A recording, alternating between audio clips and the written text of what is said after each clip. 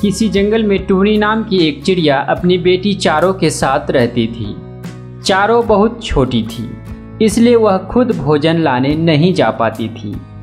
एक दिन टूनी और चारों जंगल में भोजन तलाश करने निकली। कुछ ही दूर जाकर टूनी अपनी बेटी चारों से कहती है, मेरी प्यारी बेटी चारों, तुम यहीं पर रहो, मैं तुम्हारे लिए जंगल से मीठे मीठे रसीले फल लाने जा रही हूँ। ठीक है मम्मा, लेकिन मम्मा आप पापा के लिए भी फल लेके आना। पापा मीठे रसीले फल बहुत पसंद करते हैं। मम्मा आपने देखा नहीं, पापा कल भी मीठे मीठे फल खाए थे। ओहो, तुमको तो अपने पिता का बहुत ख्याल रहता है। मेरी बेटी चारों, मैं तुम्हारे लिए भी फल लाऊंगी और तुम्हारे पापा के लिए भी। यह कहकर टूनी फल लाने चली जाती है। इधर चारों की नज़र पास ही के एक छोटे से पौधे पर पड़ती है। तब वह उसके पास जाती है और बोलती है, अरे वाह, यहाँ कितना सुंदर फल का पेड़ है। यह तो मेरे ही तरह का बिल्कुल छोटा है। मैं एक काम करती हूँ, इस पौधे में पानी डाल देती हूँ। यह कहकर नन्ही चारों उस छोटे से पौधे में पानी डालने लगती है। तभी टूनी वहाँ फल लेके वापस आ जाती है और बोलती है, चारों बेटी, तुम यहाँ क्या कर रही हो? मम्मा, ये छोटा सा पौधा सूख जा रहा था, इसलिए मैं उसमें पानी डाल रही थी। मम्मा, मुझे लग रहा है कि ये छोटा सा पेड़ मुझे दुआ दे रहा है। मम्मा, बोलो ना, मैंने अच्छा काम किया? हाँ मेरी प्यारी बेटी, तूने बिल्कुल सही काम किया। हमेशा तुम अच्छा काम करते रहने की कोशिश करो। ये देखो चारों, मैं तुम्हारे लिए मीठे रसीले फल लाई हूँ। इसे यहीं पर खाओगी या घोंसले में ले जाकर खाओगी? मम्मा, मैं घोंसले में जाकर अपने पापा के साथ खाऊंगी। चारों ऐसा बोल ही रही थी, तभी एक तीर आकर टूनी के पेट में लगता है, जिससे वहीं पर टूनी की मृत्यु हो जाती है। तब चारों बोलती है, मम्मा, आपको क्या हो गया? मम्मा उठो ना मम्मा। मम्मा, हम लोग कितने खुश थे, पर अचानक ये क्या हो गया मम्मा? मम्मा, तुम मुझे अकेली छोड़कर कहाँ चली गई? मैं तुम्हारे बिना कैसे रहूंगी मम्मा? फिर चारों रोते रोते वहाँ से अपने पापा के पास चली जाती है।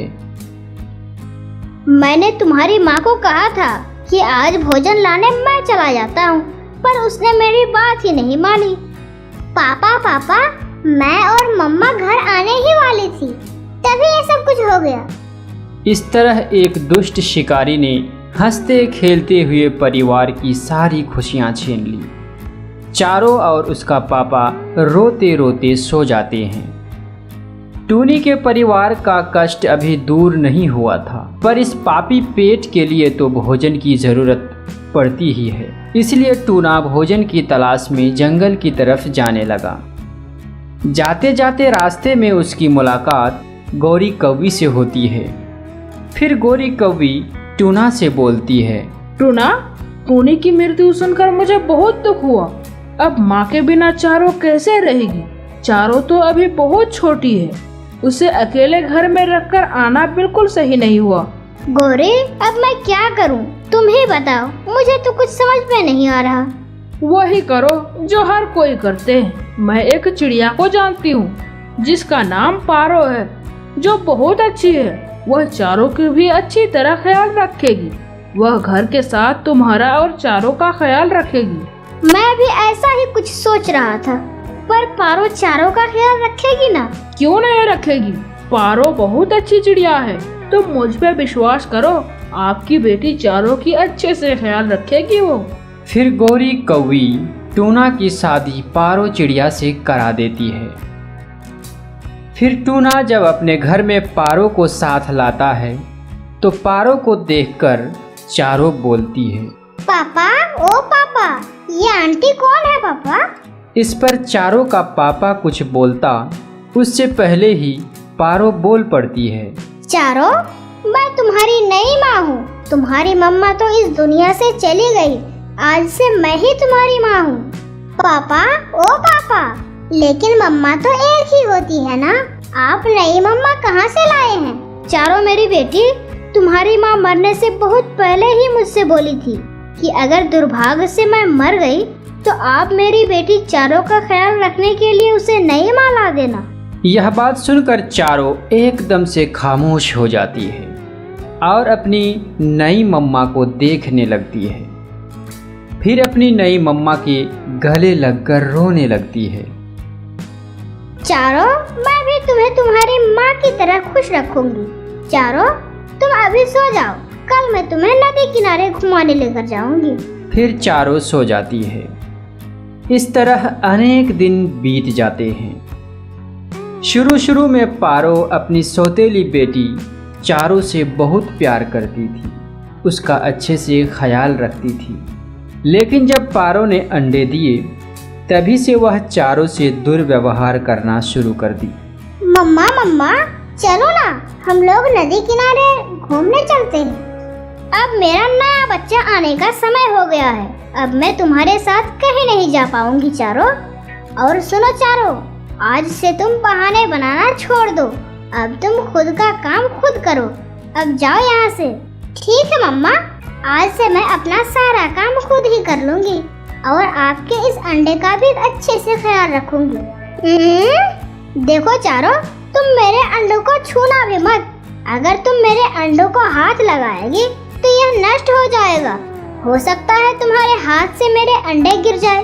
मैं अपने अंडे का खुद ही ख्याल रख लूंगी। बढ़िया ही ख्याल रखने वाली। फिर चारों अकेली पानी पीने नदी चली गई। पहली बार चारों अकेले नदी में पानी पीने आई थी। कालू जी, वो देखिए, वह चारों है, उसकी माँ नहीं है। चलो हम लोग उसे अपना कुछ फल दे देते हैं। यह कहकर कबूतर और कालू चारों के पास जाता है। चारों, ये लो, ये सब फल खा लो। तुम्हारी माँ नहीं है ना? मेरा पापा मुझे नई माँ ला कर दिया है। आप लोग कबूतर और कालू कौवा है ना? मुझे मेरी माँ ने बताई थी। हाँ चारों, हम ही लोग हैं। लेकिन चारों, ये तो तुम्हारी सौतेली माँ है ना? मैंने सुना है सौतेली माँ बहुत बुरी होती है। मेरी माँ बताती है कि सौतेली माँ अपने सौतेले बच्चे को घर से निकाल देती है। नहीं कबूतर, नहीं, मेरी माँ तो ऐसी नहीं है। मेरी माँ मुझसे बहुत प्यार करती है। वह मुझे समय पर खाना देती है और मुझे ढेर सारी कहानियाँ सुनाती है। इस तरह कबूतर, चारों और कालू नदी किनारे बैठे बैठे बातें कर रहे थे। इधर टूना वापस घर आ जाता है और पारो से पूछता है, पारो, चारों कहाँ है? घर में नजर नहीं आ रही है। वह पानी पीने नदी गई है। क्या चारों अकेली नदी गई है? देखिए टूना जी, अब वह छोटी नहीं रही। अब उसे खुद ही अपना ख्याल रखना पड़ेगा। मैं कितना दिन उसका ख्याल रखूंगी। पारो, आज तुम कैसी बातें कर रहे हो? मैंने तो कुछ गलत नहीं कहा ना। मैं अपने अंडे पर बैठूंगी या उसे लेकर नदी किनारे जाऊंगी। अब मैं चारों का कोई भी काम नहीं कर पाऊंगी। अब मेरा भी बच्चा होगा, मुझे अपना बच्चा भी संभालना होगा ना। तुम कहना क्या चाहते हो? मतलब चारों अब तुम्हारी बच्ची नहीं है? पराया तो पराया ही होता है। वह पहले भी कब मेरी बच्ची थी जो आज मेरी बच्ची होगी। चारों मेरी सौतेली बेटी है और एक माँ का अपना बच्चा सबसे अपना होता है और मैं अपने संतान को ही लाड प्यार कर दूंगी। ये सारी बातें चारों घर के बाहर से सुन रही थी। तब वह चुपके से घर में आकर सो जाती है। उसने अपने मम्मी पापा को नहीं बताई कि वह उनकी सारी बातें सुन ली है। चारों मेरी प्यारी बेटी, क्या हुआ तुमको? तुम इतनी खामोश क्यों हो? कुछ नहीं पापा, बस ऐसे ही। आज माँ की बहुत याद आ रही है। देख रहे हैं आप अपनी बेटी की बातें सुन रहे हैं। मैं कितना भी उसे माँ का प्यार दूं, पर उसे टूने की ही याद आएगी। इसलिए तो कभी मुझे माँ माना ही नहीं। कुछ भी करूं, पर सौतेली माँ कभी भी अपनी नहीं होती। चारों अपनी माँ की किसी भी बातों का उत्तर नहीं दी और वह खामोश होकर सो गई। इधर टूना भी खामोश था। उसे भी कुछ समझ में नहीं आ रहा था कि किसे क्या कहें। सुनिए जी, जब मेरा बच्चा अंडा से बाहर आएगा तब आप उनके लिए नरम नरम फल लाइएगा ताकि मेरा बच्चा चुस्त रहे और हाँ, इस चारों की बच्ची के लिए भी कुछ सोचना पड़ेगा। इस तरह टूना सब समझ गया कि अब पारो चारों को अपने साथ नहीं रखना चाहती है। फिर एक दिन पारो के अंडे से एक सुंदर सा बच्चा बाहर आता है। तब पारो उसे गले लगाकर बोलती है, मेरा प्यारा बेटा, मेरा बेटा कितना खूबसूरत है, बिल्कुल अपने पिता पर गया है। मेरा प्यारा बेटा, तुम्हारे पापा तुम्हारे लिए नरम नरम फल लाने गया है। मम्मा मम्मा, मैं मुन्ना को ले सकती हूँ क्या? नहीं, मुन्ना पर तुम बिल्कुल हाथ नहीं लगाओगी। भागो यहाँ से, मेरे आंखों के सामने से निकल जाओ। जाओ जाके नदी किनारे खेलो।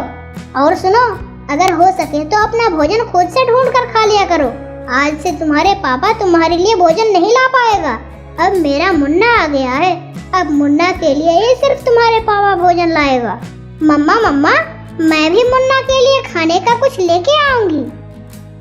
यह कहकर चारों नदी किनारे चली जाती है। अब ये चारों मुन्ना के ही भोजन पर नजर रखेगी। अब इस चारों की बच्ची का कुछ करना ही पड़ेगा। कैसे भी करके घर से निकालना पड़ेगा, तभी मैं अपना मुन्ना के साथ आराम से इस घर में रह पाऊंगी। फिर टूना अपने मुन्ना के लिए नरम नरम फल लेके आ जाता है। अरे वाह पारो, तुम्हारे अंडे से कितना प्यारा बच्चा निकला है। देखिए टूना जी, हमारे मुन्ना की आंखें बिल्कुल आपके आंखों की तरह है और होंठ भी बिल्कुल आपके होंठ की तरह हुआ है। हाँ पारो, हमारा मुन्ना बहुत सुंदर है। हमारे अंडे से पहली बार बच्चा निकला है। टूना जी, क्या आप खुश हैं? मैं बहुत खुश हूँ। ये लो पारो, ये नरम नरम फल है, इसे मुन्ना को भी खिलाओ और चारों को भी खिलाना। चारों तो जंगल गई है। आज मैंने उसे कह दिया कि तुम अपना भोजन खुद ही ढूंढ कर खा लेना। अरे पारो, ये सब तुम क्या बोल रही हो? चारों अभी भी छोटी बच्ची है, वह कैसे अपना भोजन ढूंढ पाएगी? क्यों नहीं ढूंढ पाएगी? टूना जी, वह अभी इतनी भी छोटी नहीं है जितना आप समझ रहे हैं। मैं ये फल अपना भाई मुन्ना के लिए लेकर जाऊंगी। मुन्ना ये फल देखकर बहुत खुश होगा। चारों, तुमने तो अभी कुछ नहीं खाई हो। अगर तुम ये फल अकेले खा लोगी तब भी तुम्हारा पेट नहीं भरेगा। अगर तुम इसे मुन्ना के लिए लेकर जाओगी तो तुम क्या खाओगी? ऐसा करो, ये सब फल तुम खुद ही खा लो। नहीं तोता अंकल, मैं अपने मम्मा पापा और मुन्ना को खुश करना चाहती हूँ। फिर चारों वह फल लेकर अपना घर आ जाती है और बोलती है, मम्मा मम्मा, पापा, ओ पापा, देखिए मैं हमारे मुन्ना के लिए क्या लाई हूँ। मैं मुन्ना के लिए खाने के लिए फल लाई हूँ। अरे ये सब क्या हो रहा है टूना जी? ये चारों पागल हो गई है क्या? ये हमारे मुन्ना को जान से मारना चाहती है क्या? देखो चारों, तुम इस तरह का फल हमारे मुन्ना को हरगिज न खिलाना। ये अभी सिर्फ और सिर्फ नरम नरम फल ही खाएगा। चारों, ये सब फल तुम खुद ही खा लो। मैं तुम्हारे भाई के लिए नरम नरम फल लाया हूँ। फिर चारों वह सब फल खाकर सो जाती है। ऐसे ही कुछ दिन बीत जाते हैं। एक दिन पारो टूना से कहती है, देखिए टूना जी, चारों अब बड़ी हो गई है। अब वो अकेली रह सकती है, अपना भोजन खुद ढूंढकर खा सकती है। अब हमारे घर में भी ज्यादा जगह नहीं है, इसलिए आप चारों से कह दीजिए कि वह घर से कहीं जाकर रहने के लिए अलग घोंसला बना ले। पारो, चारों अभी भी इतनी बड़ी नहीं हुई है कि वह अकेली रह सके और अकेले अपना घर बना सके। जब घर से बाहर जाएगी तब सब सीख जाएगी। मैं जब भी अपने मुन्ना को फल खाने देती हूँ, वह मुन्ना की तरफ देखती रहती है। मेरी बेटी मेरे साथ मेरे ही घर में रहेगी। तो फिर सुन लीजिए टूना जी, मैं अपने मुन्ना को लेकर यहाँ से चली जाती हूँ। आप रहिए यहीं पर अपनी बेटी के साथ। यह बात सुनकर टूना खामोश हो जाती है। आज मेरा एक बच्चा हुआ है, कल और भी बच्चे होंगे और कितना दिन वह यहाँ रहेगी। एक ना एक दिन तो उसे यहाँ से जाना ही होगा।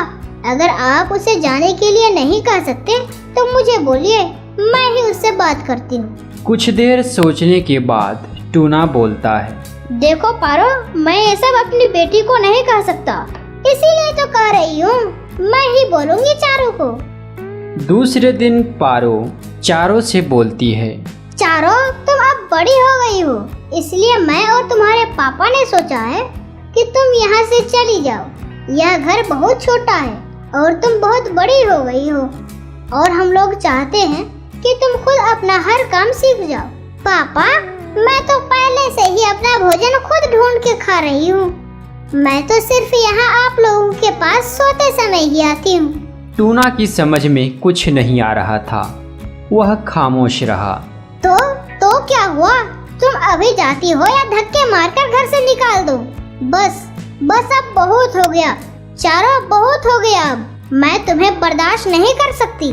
तुम अब यहाँ से चली जाओ। जब चारों अपने पिता की तरफ देखा तो वह दूसरी तरफ देख रहा था। तभी चारों वहाँ से चली गई। जंगल में रात हो चुकी थी। तब चारों कबूतर के घोंसले में गई। तब कबूतर बाहर आकर उससे पूछा, अरे चारों, क्या बात है? तुम्हें क्या हुआ है? कबूतर, तुमने ठीक कहा था। आज मेरी सौतेली माँ ने मुझे घर से निकाल दिया और मेरे पापा भी मुझे नहीं रखा। मुझे पहले से ही पता था कि वे सब तुम्हारे साथ ऐसा ही करेंगे। कबूतर, आज रात मुझे तुम्हारे घर में ही रहने दो ना। सुबह होते ही मैं यहाँ से चली जाऊंगी। तभी वहाँ गोरी कौवी आ जाती है। अरे रे, ये कोई अनाथ आश्रम नहीं है कि जब जो चाहे यहाँ रहने आ जाए। जाओ, भागो यहाँ से। मम्मा, ये मेरा दोस्त है। हम लोग हर दिन नदी किनारे मिलजुल कर खेला करते हैं। चुप, एकदम चुप हो जाओ। तब चारों वहाँ से चली जाती है। रात में बहुत ठंड पड़ रही थी। चारों बहुत देर तक जंगल में उड़ती रही। उड़ते उड़ते वह वहीं आ जाती है जहाँ उसकी मम्मा टूनी का तीर लगने से मृत्यु हो गई थी। मम्मा, आज मालूम हुआ मम्मा कि जिंदगी एक माँ के बिना कितनी अधूरी होती है और कितने तकलीफों का सामना करना होता है। मम्मा, पापा ने मुझे एक बार भी रुकने नहीं कहा। मम्मा, जब मैं घर से निकली तो पापा ने एक बार भी नहीं पूछा कि चारों तुम कहाँ जाओगी, क्या करोगी। मत जाओ चारों। मम्मा, पापा भी लगता है कि अब सौतेला बन गया है। मम्मा, पापा नई बीवी और नया बच्चा पाकर सब भूल गया है। मम्मा, सब भूल गया है। मम्मा, मुझे बहुत ठंड लग रही है। मम्मा। चारों इस तरह बैठे बैठे रो रही थी। तभी वहाँ एक पेड़ बोल पड़ता है, चारों, मैं बहुत छोटा था जब तुम मुझे पानी दी थी। तुमने मेरी मदद की थी। मेरी आंखों के सामने तुम्हारी मम्मा की मृत्यु हुई थी और मैं छोटा होने के कारण तुम्हारी कोई मदद नहीं कर सका। क्या आप वही छोटा पौधा है जिसकी मैंने सिंचाई की थी? हाँ, मैं अब विशाल एप्पल का पेड़ बन चुका हूँ और अब मैं तुम्हारी मदद भी कर सकता हूँ। मैं तुम्हें घर दूंगा, जलावन के लिए लकड़ियाँ दूंगा और खाने के लिए फल भी दूंगा। मुझे बहुत ठंड लग रही है। मेरा एक बड़ा सा एप्पल लेकर उसमें अपने लिए एक घर बना लो और मुझसे लकड़ियाँ काटकर आग जलाकर ठंड से राहत पालो। चारों, थोड़ा मेहनत करो, फिर तुम्हारा सब कुछ ठीक हो जाएगा। फिर एप्पल पेड़ चारों को एक एप्पल देता है। चारों एप्पल खाते खाते लकड़ियों में आग जलाकर ठंड से राहत पा लेती है और एक बड़ा सा एप्पल में अपने लिए एक अच्छा सा घोंसला बनाकर उसी में खुशी खुशी रहने लगती है।